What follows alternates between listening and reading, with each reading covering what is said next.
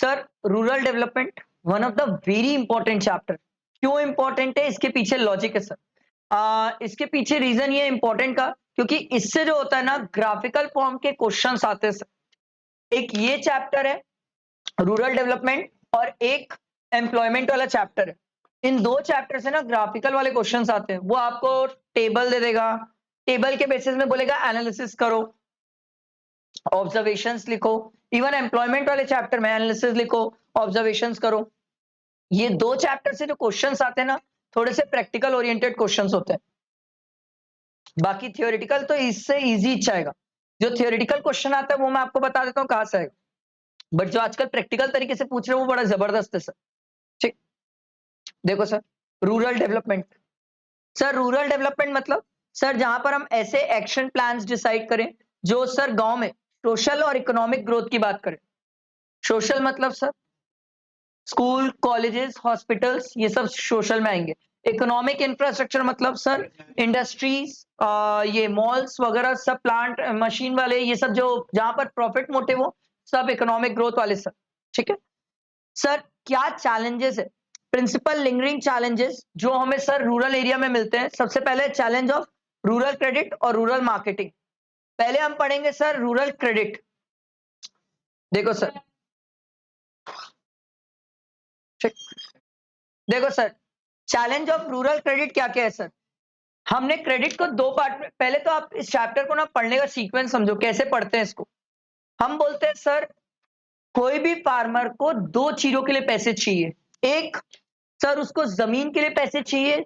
दूसरा सर जब वो सीड्स डाल देता है, और वो सीड्स जब प्लांट जैसे होते हैं उस टाइम पीरियड में पैसे चाहिए। कोई भी फार्मर को दो टाइम पैसे चाहिए सर। एक है सर जमीन खरीदने के लिए पैसे। दूसरा है सर जो टाइम लैग होता है सर, गैप। टाइम लैग मतलब gap between sowing and harvesting. जब वो सीड्स को सोविंग करता है और जब वो सीड्स को हार्वेस्ट करता है, इसके बीच में जो 2-3 महीना होता है ना, इन 2-3 महीने के लिए उससे पैसे चाहिए होते हैं सर। अब ये जो पैसे चाहिए होते हैं फार्मर को हम बोलते हैं भैया तुम्हारी जो नीड है पैसे की, उसको हम 3 कैटेगरी में बांटते हैं, short, medium, long. Short term मतलब बहुत छोटे समय के लिए पैसा चाहिए, 2-3 महीना, ज्यादा से ज्यादा साल भर, इससे ज्यादा नहीं सर। यहां पर होता है sir seeds, fertiliser, pesticide, insecticide, इन सब के लिए पैसा चाहिए। मीडियम टर्म मतलब सर जहां पर 1 से 5 साल के लिए, जहां पर ये ट्रैक्टर होता है सर, ट्रैक्टर के पीछे लगने वाली प्लांट एंड मशीन होती है, या सर डिगिंग ऑफ वेल्स वगैरह, इन सब के लिए पैसे चाहिए। लॉन्ग टर्म बोले तो सर जमीन के लिए जो पैसा चाहिए, या तो जमीन खरीदने के लिए या जमीन लीज में लेने के लिए जो पैसा चाहिए, that is called long term. तो हमने बोला सर कोई भी फार्मर को बेसिकली ये दो पर्पस के लिए पैसा चाहिए, और ये जो दो पर्पस के लिए पैसा है, उनको हम 3 कैटेगरी में बांटते हैं। इन 3 कैटेगरी में बांटने के बाद हमने फार्मर को बोला भाई तू पैसे दो तरीके से जुगाड़ सकता है। एक होता है इंस्टीट्यूशनल सोर्सेज, एक होता है non institutional sources. Institutional sources मतलब सर प्रॉपर जो आरबीआई के थ्रू रिकॉग्नाइज्ड हो, और नॉन इंस्टीट्यूशनल सोर्सेज मतलब सर जो आरबीआई के थ्रू रिकॉग्नाइज नहीं होता, ये आपस के लेन देन होते। नॉन इंस्टीट्यूशनल के अंदर 3 है sir, landlord, money lenders, village traders. आप आराम से इसमें जमींदारी एक्सप्लेन कर सकते हो सर, जो गांव गांव में पहले चलती थी सर। इंस्टीट्यूशनल सर ये होता है जो आरबीआई के थ्रू रिकॉग्नाइज होता है, प्रॉपर चैनल के थ्रू चलता है, that is called institutional. Institutional में सबसे पहला दिया हुआ है कोऑपरेटिव क्रेडिट सोसाइटी। सर ये कौन है, ये ऐसे लोग हैं, ऐसी सोसाइटीज है जिसको फंडिंग होती है सर थ्रू बजट, और इनको पैसा मिलता है ताकि ऐसे गांव में जहां पर बैंक्स नहीं है, वहां पर ये लोग फार्मर्स को लोन देते हैं सर। इन सर ये लोग real and timely flow of credit, sir ये इसके 4 फंक्शन है। ठीक है, एग्जाम में चारों फंक्शन याद होना चाहिए। सबसे पहला क्या है, rapid and timely flow of credit. दूसरा एलिमिनेशन ऑफ मनी लेंडर। तीसरा, चौथा सर ये लोग कम लोन देते हैं, ज्यादा बड़े अमाउंट का लोन नहीं देते, रेट ऑफ इंटरेस्ट कम होता है, बट ये लोग हर वो गांव में काम करते हैं सर जहां पर बैंक्स नहीं है और फार्मर्स को लोन चाहिए होते हैं सर। ठीक है, दूसरा है एसबीआई एंड अदर बैंक्स। ये बहुत सिंपल है सर, ये जो बैंक्स होते हैं ICICI bank, SBI, HDFC, HSBC, ये सब बैंक्स भी फाइनेंस करते हैं। अगला है रीजनल रूरल बैंक या लैंड डेवलपमेंट बैंक। इनसे आपका पाला पड़ता नहीं है सर, क्योंकि जनरली ये बैंक्स गांव गांव में मिलेंगे सर, जैसे विजय सरकारी बैंक। ये सब जो बैंक्स है ये गांव गांव में ज्यादा होते हैं, ये पर्टिकुलर रीजन के रिलेटेड रहते हैं बैंक्स, और ये भी फंडिंग करते हैं गांव में। अगला है नाबार्ड। इसको घोट के पी जाओ, इस चैप्टर में कुछ करो ना करो नाबार्ड नहीं छोड़ना। पिछली बार का एमसीक्यू था सर, कि नाबार्ड इंस्टीट्यूशन कब आई सर? 1982। एकदम ब्लड में बैठा होना चाहिए। एक तो फुल फॉर्म कब आई और इसके नीचे के 4 फंक्शन एकदम याद होना चाहिए। नाबार्ड सर बाप है, जितने भी एग्रीकल्चर और रूरल डेवलपमेंट बैंक है सभी की बाप है सर नाबार्ड। नाबार्ड आई सर 1982 में। ये एपेक्स फंडिंग एजेंसी है, एपेक्स सुप्रीम है, सबसे सुप्रीम है, सबसे पावरफुल एजेंसी है सर। होता ही है, इनको पैसे कहां से मिलते हैं सर? गवर्नमेंट बजट से इनको पैसा एलोकेट करती है। ये लोग क्या करते हैं, जितने भी एग्रीकल्चर बैंक है या रूरल डेवलपमेंट बैंक है, इनको पैसे ट्रांसफर करते हैं। इनको पैसे ट्रांसफर करते हैं, ये लोग फिर क्या करते हैं, किसान को पैसा देते हैं। नाबार्ड बहुत इंपॉर्टेंट है, आपको एग्जाम के लिए याद रखना पड़ेगा सर। एपेक्स फंडिंग एजेंसी सबसे पहला क्या है? दूसरा है sir improve credit delivery system. Sir NABARD का मेन काम ये है कि सर जिन जगहों पे जिन फार्मर्स को पैसे की जरूरत है, ये उन्हीं को दे। इसीलिए तो नरेंद्र मोदी जी ने क्या किया, यही बोला सर कि जिसके पास आधार कार्ड होगा उसे ही जो गवर्नमेंट की तरफ से 6,000 रुपए मिलता है ना सर फार्मर्स का, उन्हीं को मिलेगा। ये कैसे इंप्लीमेंट हो पा रहा है? ये इसीलिए इंप्लीमेंट हो पा रहा है क्योंकि नाबार्ड इसको कंट्रोल कर रहा है। आरबीआई थोड़ी करती है सर, आरबीआई ये काम नहीं करती है, नाबार्ड करता है ये काम। ठीक है, दूसरा क्या पॉइंट है? नहीं बोल रहे हो, दूसरा क्या है? तीसरा है sir to cooperate the rural financing activity of all credit institution and maintain licence with the government of India, state government and RBI. अब आप एक बात समझो सर, नाबार्ड को अगर छत्तीसगढ़ में काम करना है, इसको तो फंडिंग सेंट्रल से मिलती है। सेंट्रल से फंडिंग मिलने के बाद इनको छत्तीसगढ़ में अगर काम करना है, तो छत्तीसगढ़ में काम करने के लिए छत्तीसगढ़ गवर्नमेंट से तो बातचीत करना पड़ेगा ना सर, उसके साथ तो लाइसेंस रखना पड़ेगा। छत्तीसगढ़ गवर्नमेंट के पास एक एक डाटा होता है सर कि कितने किसान हैं, कितने लोग धान लेके आते हैं धान मंडी में बेचने के लिए, कितने लोग रजिस्टर्ड है अपने धान बेचने के लिए, ये सब डाटा स्टेट गवर्नमेंट से मिलता है। तो इनको कोऑर्डिनेट करना पड़ेगा और पता करना पड़ेगा कि कितने लोग हैं जिनको पैसा देना है और किनके पैसे कहां कहां पर लोन पहले से हैं सर। ठीक है, तीसरा पॉइंट क्या है? To coordinate the rural financing activity of all credit institution and maintain license। चौथा है सर, बोलो, monitoring and evaluation of project refinance by. Sir अगर मान लो नाबार्ड ने किसी को रीफाइनेंस किया, कोई किसान जिसका खेती नहीं हो पाई अच्छे से, तो उसको वापस पैसे की जरूरत पड़ी, वापस पैसा नाबार्ड के थ्रू उसको मिला है सर, तो नाबार्ड की ड्यूटी बनती है कि जो पैसा वो ट्रांसफर कर रही है रूरल एग्रीकल्चर बैंक को या रूरल डेवलपमेंट बैंक को, तो इन बैंक से जो किसानों को पैसा मिल रहा है वो पैसे को वो मॉनिटर करती है, जिस अकाउंट में जाना चाहिए उस अकाउंट में पैसे जा रहे हैं कि नहीं जा रहे। सर जिसको पैसा दिया गया है क्या वो उस पैसे का सही यूज कर रहा है कि नहीं सर? आई बात समझ? अभी भी बोल रहा हूँ, नाबार्ड छोड़ के नहीं जाना एग्जाम में, पंगा ही मत लेना नाबार्ड से, ध्यान इंपॉर्टेंट है, अति में इंपॉर्टेंट है। ठीक है, उसके बाद अगला देखो, micro credit programme and self help group, इनके बारे में सुने हो सर? सेल्फ हेल्प ग्रुप ये छोटा ग्रुप होता है सर, ये बहुत छोटे अमाउंट का लोन देते हैं, बहुत ही छोटा, 20, 30, 40, 50,000 तक का लोन देते हैं। इसमें जनरली फीमेल्स काम करती है सर, सेल्फ हेल्प ग्रुप में ये फीमेल्स का ग्रुप होता है जो बहुत छोटे लेवल पे काम करता है। ये क्रेडिट ऑफर करते हैं, आपसे सिक्योरिटी नहीं लेते सर, रेट ऑफ इंटरेस्ट भी मॉडरेट होता है, मॉडरेट मतलब बहुत कम, बहुत मिनिमम साइड पे रेट ऑफ इंटरेस्ट होता है सर। आपको प्रेजेंट डाटा पता होना चाहिए सर।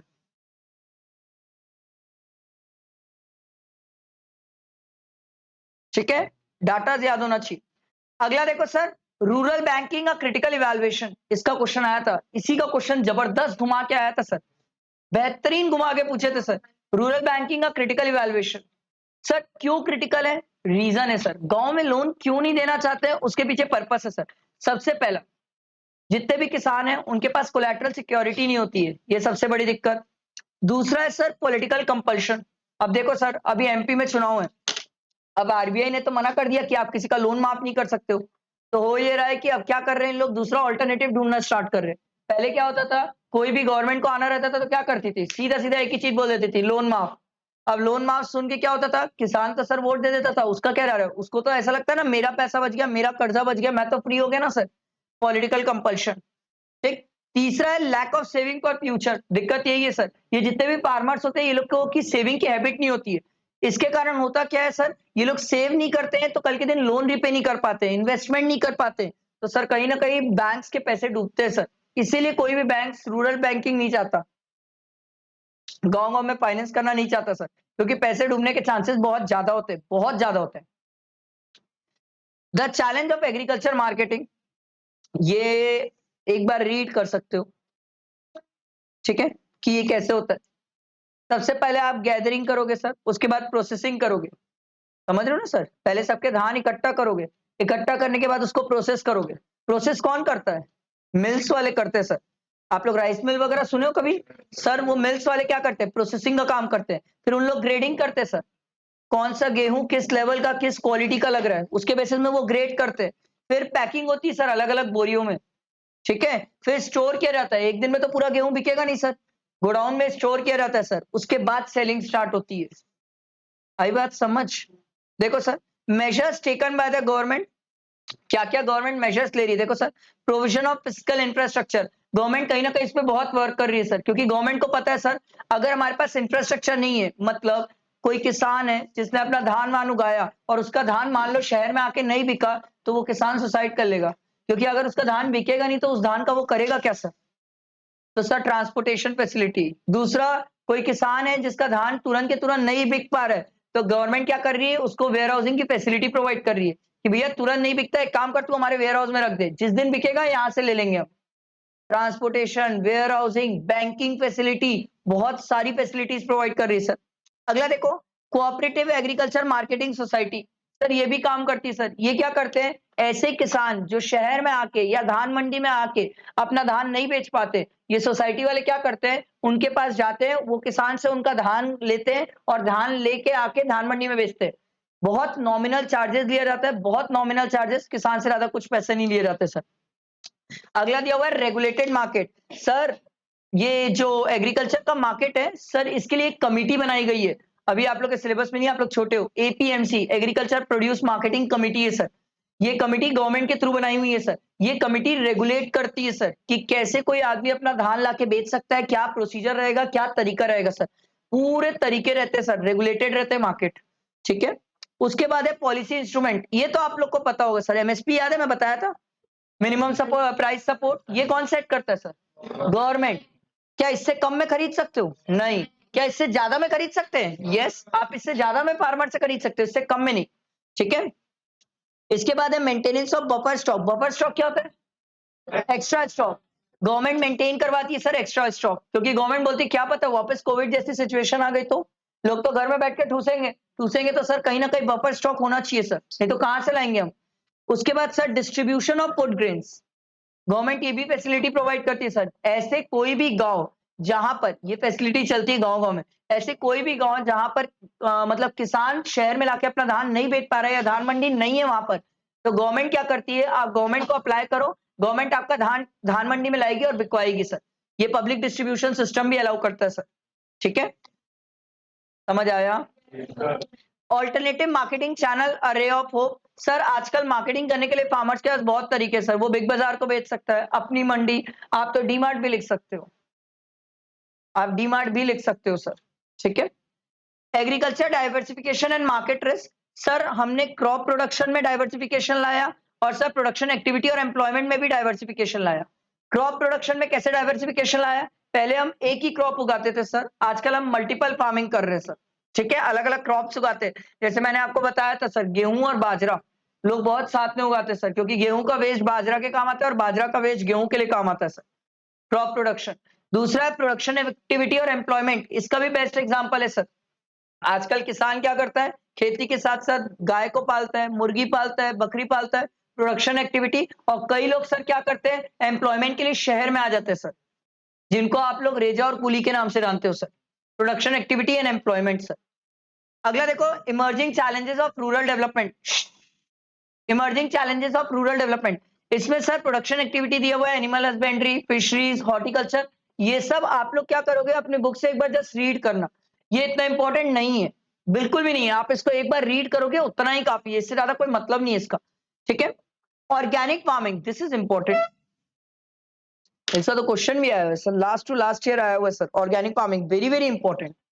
ये ऑर्गेनिक फार्मिंग क्या होता है? पता है ऑर्गेनिक फार्मिंग क्या है?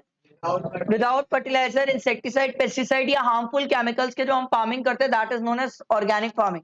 सर ऑर्गेनिक फार्मिंग के मेन रीजंस क्या क्या? अच्छा एक मस्त वाली बात पता है, दो तीन चीजें बताता हूँ इसको पूछने के तरीके।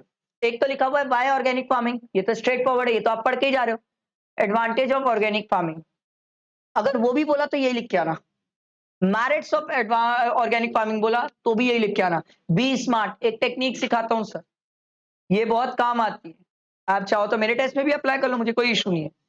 कोई ऐसा टॉपिक हो जो हम पढ़ रहे हैं, कोई ऐसा टॉपिक है जो हम पढ़े हैं बट वो दिख ही नहीं रहा है, बट उससे रिलेटेड क्वेश्चन दिख रहा है। एग्जाम्पल यहाँ लिखा हुआ है वाई ऑर्गेनिक फार्मिंग, ये लिखा हुआ है। अब मान लो एग्जाम में क्वेश्चन आ गया what are the advantages of organic farming, तो एडवांटेज तो मैं आपको पढ़ाया ही नहीं, मैंने तो ये बताया वाई ऑर्गेनिक फार्मिंग।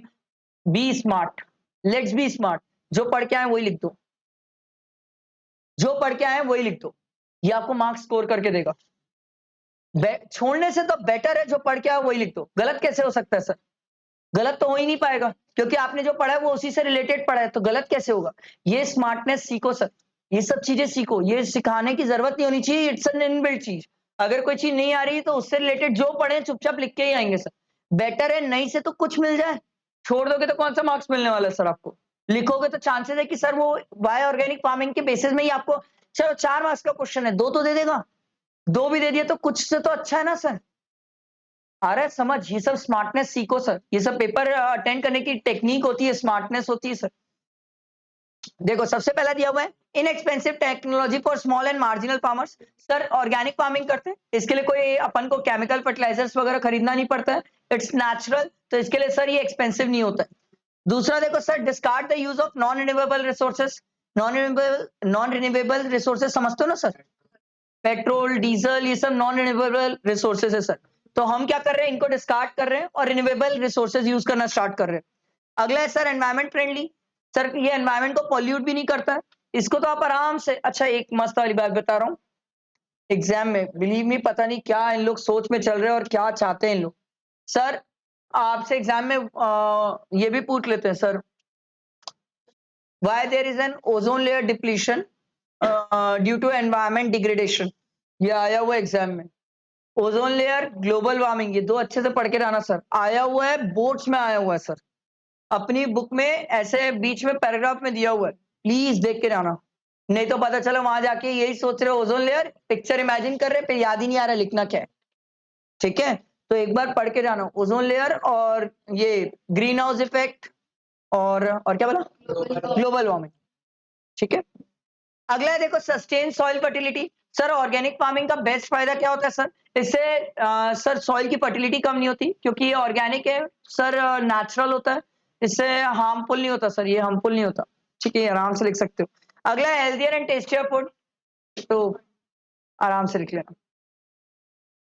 तो जो हम खा रहे हैं, क्या उसको खा के हम जरूर मरेंगे? यस, कोई ना कोई बीमारी में हम जरूर मरेंगे। ठीक है, क्योंकि हम हेल्थियर और टेस्टियर फूड तो खा ही नहीं रहे सर।